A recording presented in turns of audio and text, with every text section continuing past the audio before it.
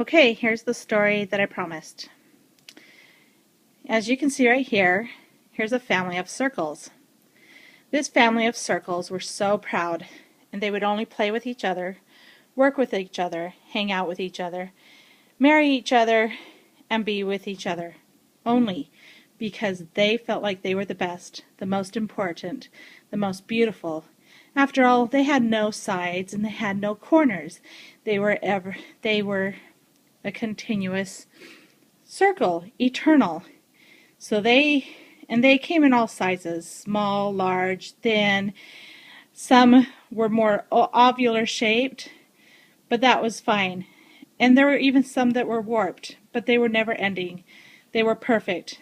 They were circles. They only hung out with circles. There's the family of circles. Next is the family of squares. And the family of squares would have nothing to do with anybody else. Nobody else. Because they were perfect. They would not hang out with anybody else. They would not work with anybody else. They would not play with anybody else. They played with each other, hung out with each other, because they were perfect. After all, they had 4 equal sides. They were perfect. 4 corners. They could even stack each other and make something really tall. But they were perfect. They hung out with each other, and no one was better than a square. If you hired a square, you were, that was the best. But you would never hire outside of a square family. Then there was the family of triangles. The story's the same. Nobody's better than a triangle. Triangles, they come in different sizes, and they have 3 sides.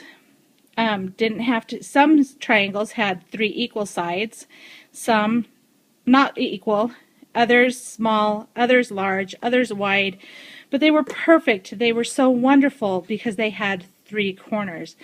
They loved hanging out with each other, playing with each other, working with each other, but nobody was better than a triangle. Nobody at all. The triangle family, they were the best. You have the family of rectangles. They thought everybody else was just stupid. Nobody was as smart as them. Nobody was as slender as them. Nobody was as tall as them.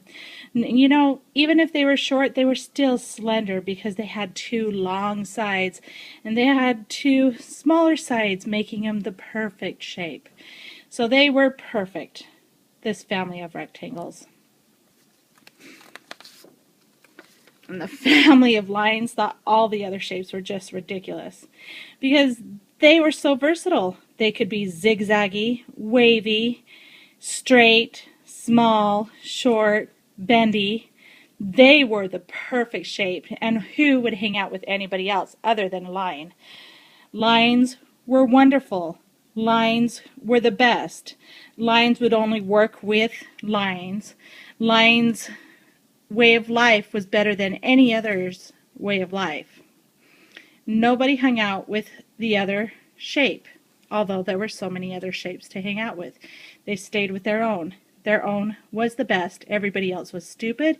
Everybody else was ignorant. Everybody else could never be as good as the other.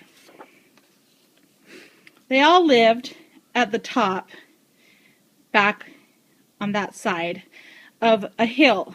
And this hill, we're standing far back, is a lot steeper than it looks just from here. But there's the hill. And when people played at the top of the hill, they would just play as one family. So one day the circles were out there, and nobody else would come and play because it was the circles out there. And nobody's going to play with the circles because they're not as good as the other. And the circles wouldn't play with anybody else because nobody else was as good as them. And they're playing at the hill. Well, one circle got a little bit close to the edge of the hill and started rolling, because obviously it doesn't have any sides or anything to stop it. It starts rolling and it's yelling, "Help! Help!" And another circle goes over to check what's going on and to go and try helping, and they started rolling. And soon all the circles are rolling and they're all yelling and screaming for help, literally just screaming for help. And all that commotion got the attention of the other families, who came over to check out what was going on. And do you think they helped? No. They sat at the top of the hill, crowding, looking over, laughing. Oh my gosh, those circles, they're so dumb. They should realize that getting that close to the edge, they're going to just roll off. Hello, how stupid are they? And they're all checking over to see what the commotion is. And more of them are all coming. More squares, more triangles, more lines, more rectangles. And they're all pushing each other to see what's happening over the edge and why there's that so much commotion. Well, pretty soon, all of a sudden, the squares are finding themselves falling down.